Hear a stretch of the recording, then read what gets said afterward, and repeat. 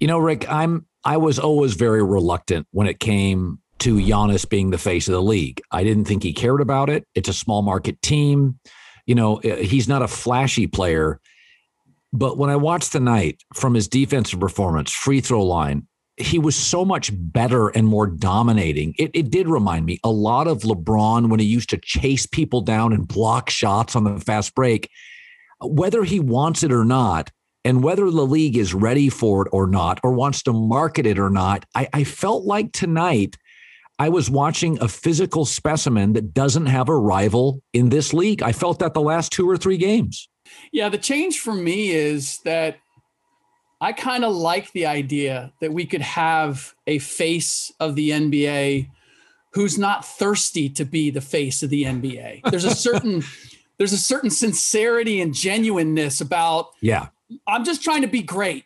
And if you guys want me to be the face of the league, I guess I'll do it. As opposed to, it almost has felt like the last few years, that's what guys were striving for. It wasn't winning a championship. It wasn't proving they were the best player in the league. It was, I want to be the face of the league. I want to be known as the guy. And, we could get into, how that mindset has evolved.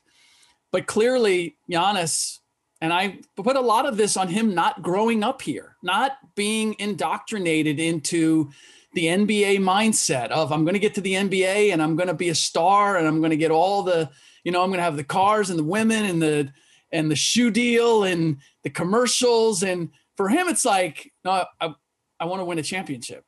And how do I put my mind in the right frame in order to win that? And so it's a different kind of face of the league, but maybe we're ready for it. Maybe this more innocent version. It's a little Forrest Gumpish, right? Just winds up in the spot, and there's something very attractive about that. Well, I mean, most American stars, from politicians to talk show hosts to basketball players, are brand obsessed. I mean, America is capitalism. Yeah. The European mindset is more enjoy the journey, not the destination. And to your point, when I watch Giannis play, it's sort of brand free. He's just really great. And his brand is whatever you want to make it, but he's not jamming it down your throat. And I've said this before, the Michael Jordans and the Magics had lousy early contracts. I have no problem moving into mogul stage and just doing the best for your business. I have no problem with LeBron choosing the Lakers. I have, because he accomplished everything else. Sure. But, this will sound hyperbolic, but we can talk ourselves into stuff. But when somebody really arrives, they usually do something physically. You go back to Ali beating George Foreman and Zaire when it was literally like it changed boxing. It changed the temperature of the sport. I don't want to overstate it, but what I watched in the last 2 games is he makes DeAndre Ayton look tiny. Yeah. He's just too much to handle. Now he can pass. Rick, it to me, it just jumped through the television set tonight. And he's doing it in a way that there isn't a precedent for it. Like his drive and his Euro step. And I saw Jeremy Lin tweet out that when we were at Toronto, to tell you how devastating his spin move is, like we never wanted him to get to it. So we went to trap him before he could spin. And I'm like, yeah, and it worked because that's all he had. Now he's sizing up the floor, because if you notice, like when he was going to attack face up, it was only DeAndre Ayton. If he had Jay Crowder or he had another defender on him, he 3-quartered him and he backed him down.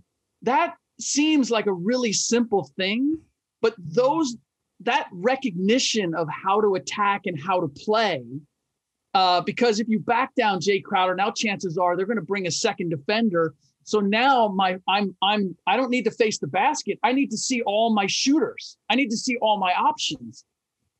His ability to recognize that and play that way and play with a certain poise and calm tempo, like those are all new elements. But the biggest thing for me is like, I think about guys introducing a signature play, a signature move. And Giannis has that.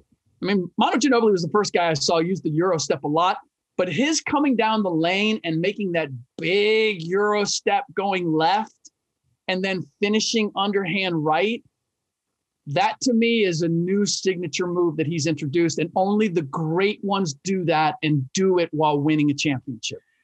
Listen, one of the realities of dynasties, when Pete Carroll had it at USC, the rest of the conference was down outside of Cal. Nick Saban in the SEC, Georgia for years, Tennessee couldn't find the right coach. Urban Meyer had just left. If you look at the Spurs dynasty, Kobe and Shaq get a divorce. You start looking at LeBron and Kawhi leaving the East, Rick, and I don't think it's over the top. The contracts worked. I don't think Middleton's a big ego guy. By the way, he hit key shots tonight. This is set up. Milwaukee from Budenholzer. Now, Budenholzer just gave himself another year or two in the system. He did. It is, we always brag about the West having the great stars. Yeah. It's hard to form a dynasty in the West, Rick. There's too many damn roadblocks.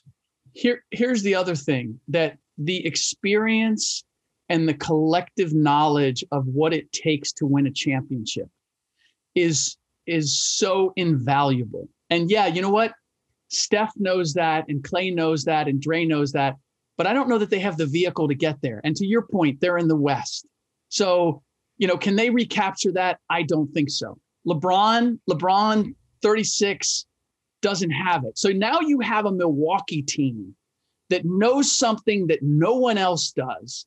And their star is in his prime, and the other guys are not much older.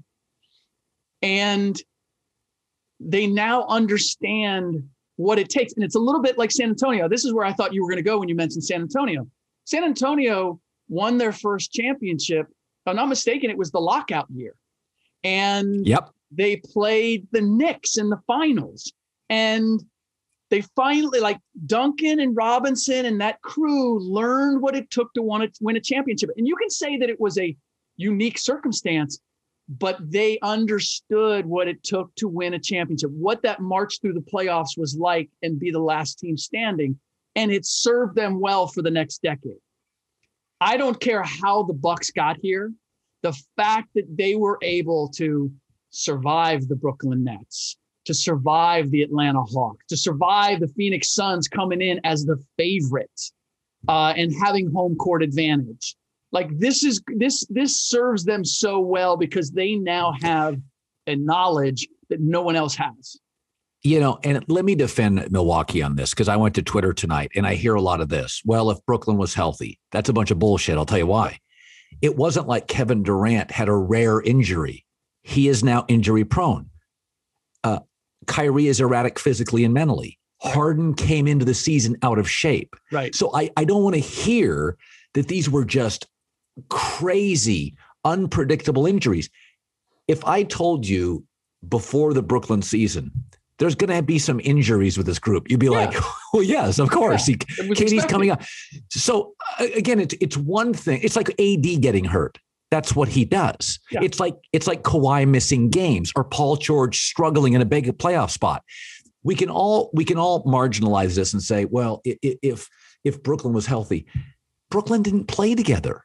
Right. The playoffs are about chemistry. I don't buy that excuse. Right. This was the better team over the course of a series. No question. And let's not forget, and I didn't make that much of it, but a number of people did. They lost their starting shooting guard in the Miami series, Dante DiVincenzo. And this wasn't a very deep roster to begin with. I mean, not of shooters, right? They go like 7. And DiVincenzo was important as a defensive player, as much as his great athleticism getting up and down the floor. So, and his shooting. So let's not pretend like Milwaukee and Giannis misses 2 games against Atlanta. So let's not suggest that they didn't have to face and overcome their own injury situation. And to your point, what about Brooklyn? I mean, that was my take from the very beginning of the year. It was. That was 3 stars all of whom you have questions about and their physicality and their ability to stay healthy. And you're going to ride those 3 stars because you don't have a whole lot else around them. So when it broke down at the end, it was like, no, don't tell me that it's too bad it happened. I told you at the beginning it was going to happen. So you don't get the alibi that, oh, well, if they'd been healthy. It was unrealistic to expect them to be healthy. 3 years in a row, Toronto, Lakers, and the Bucks, the anti-analytic group, old, and I should have seen this. Refs swallow whistles. These big physical teams. I mean, Jesus, last year the Lakers just pushed Bam Adebayo, Jimmy Butler all over the floor. Toronto did the same for a brittle Golden State team. And so I look at this and I think to myself, Rick, the NFL has always been labeled the copycat league. I mean, for God's sakes, at one point, New England tried the Wildcat and they had Tom Brady. Like everybody copies everybody, right? People were hiking the ball to running backs instead of quarterbacks. The NBA is not as much a copycat league, but there are trends. And you look at the physicality the last 3 years, and not that it will puncture the momentum of analytics, but you start looking at Milwaukee. If you're in the East, and if I'm Philadelphia, I may move Ben Simmons, but I sure can't get small. Can I move Thibault out and Ben Simmons out? I think those teams in the East, like Boston to me now, is just too small. By the way, Brooklyn needs another big. So I'm glad you brought Ben Simmons up, because this is what I was just thinking is that, the playing the 5, starting with maybe Kevin Garnett. Kevin Garnett never wanted to be listed as a 7-footer, even though he was, because it would mean he'd have to play center and he'd have to play in the post. And there's always been this aversion. I mean, Kevin Durant in another day and age would have been at least a consistent power forward. He wouldn't have been playing on the perimeter the way that he always has from the very beginning. And I wonder if Giannis is going to change that idea, that maybe it started with Anthony Davis moving to the 5 and having that athletic 5. It's not the same old, Kevin Duckworth type 5. Well, even Andre Drummond is like a liability. Yes. But DeAndre Ayton, the beauty of DeAndre Ayton is, he's not as athletic as Giannis, but he's pretty athletic for a 5. I'm looking at Ben Simmons now. And if I'm a team that wants to catch lightning in a bottle, I go to Ben Simmons and I say, look, I still think you can be a star. I still think you can make good on your max contract. I want you to be the nucleus of our team. But I want you to play 5. And I want you to look at how Giannis dominates. And I want you to replicate that. Be that you can be. We already know you can be that kind of defensive player. I want you to think about being that kind of offensive player. Now you're going to have to develop that step back. I'm not even asking you to shoot a jumper. By the way, Giannis taking that 3 at one point and celebrating with 19 seconds left. Those were looks that I did not like. I'll tell you right now. That was like, you are daring the basketball gods to slap you upside the head and say, not so quick, young man. I digress. I would tell Ben, look, all you have to do is get a step back mid-range jumper. That's what Giannis has for his mid-range game. You can play off of that. Now, if Ben doesn't accept it, okay. But I would throw that lifeline, because from a physical standpoint, he could be the same kind of 5 that Giannis is. Not Giannis, but a pretty good facsimile of it. And I think to me, that's the only way you salvage Ben Simmons' career. All right, let's shift quickly to the runner-up, Phoenix. Chris Paul had a very nice night tonight. I thought he played excellent basketball.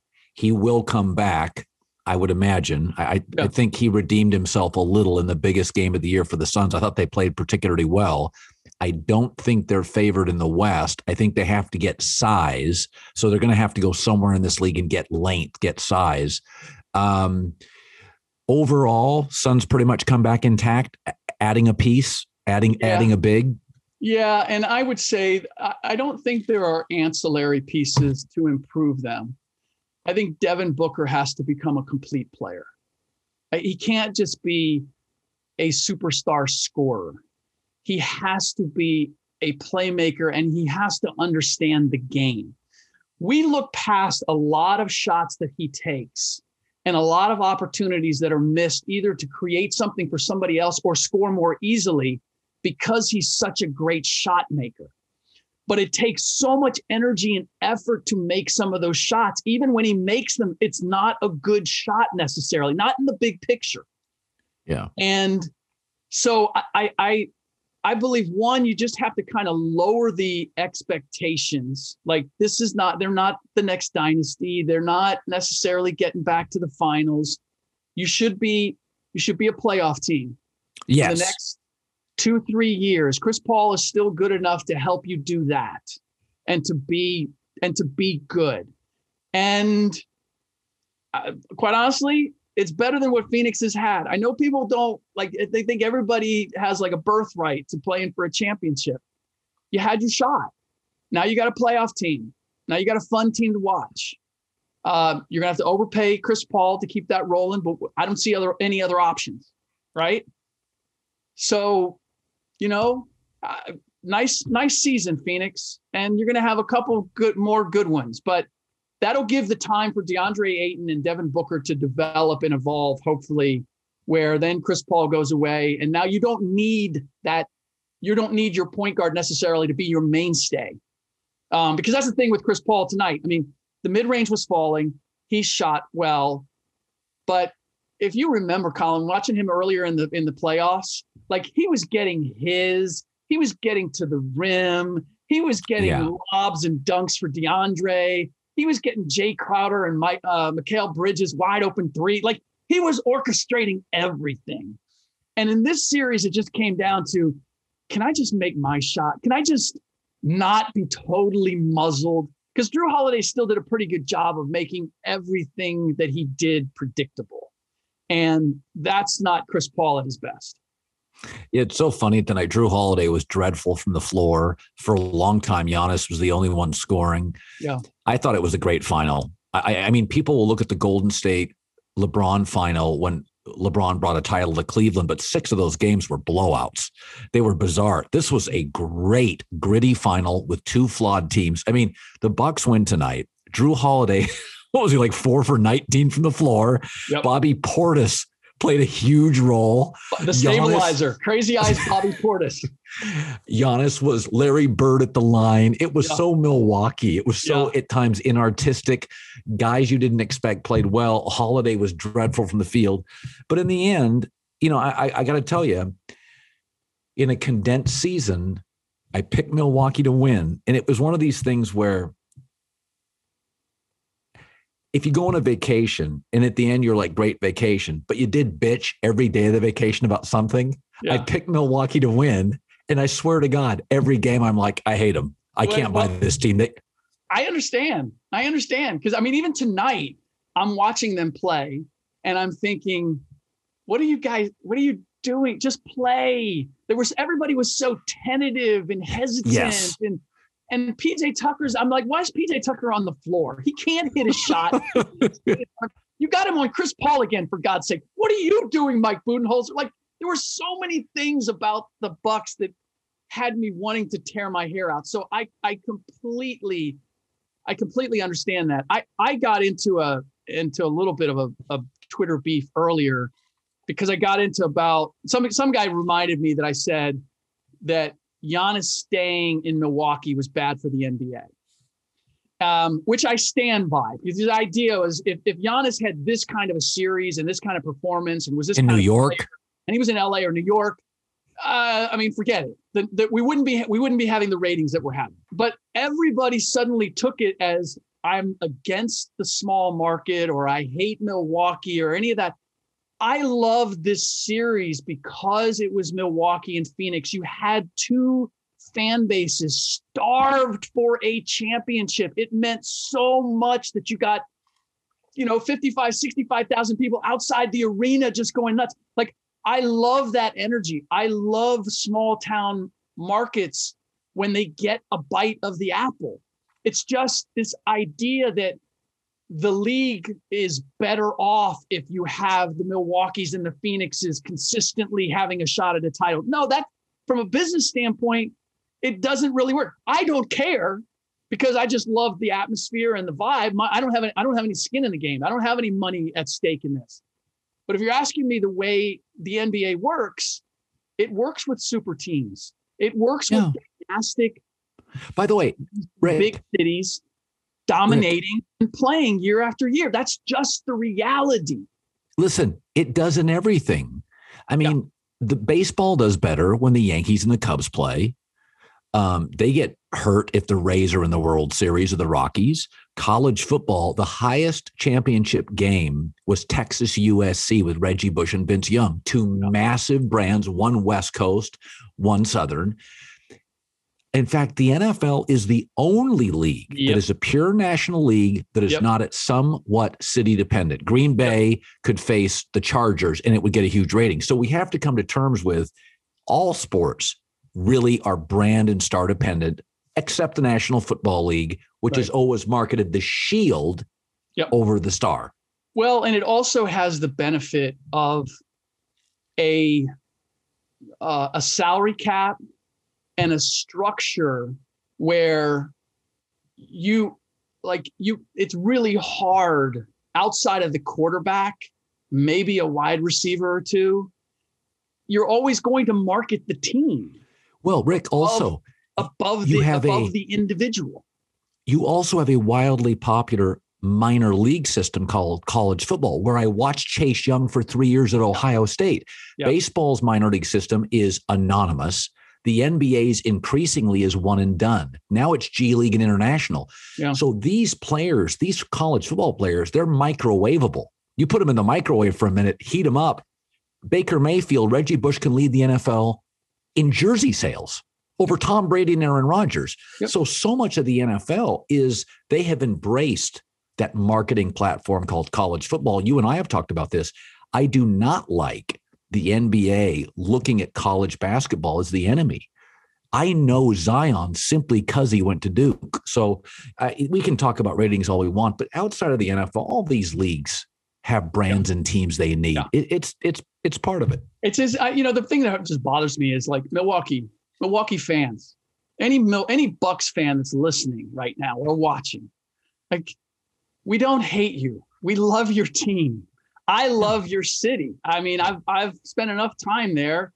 I'm not vacationing there, okay? But as an NBA town, I'm good with it. When I talk about how the NBA works as a business, that's not a shot at you. That's simply what reality is. I can appreciate what you guys accomplished, what your team accomplished this year, and still state the harsh reality of how the NBA works. No question. Rick Bucher, great stuff. Follow us at The Volume Sports on Twitter and Instagram. Rate, review, subscribe. Good stuff, Rick. Awesome. Thanks for stopping by. You got it, Colin.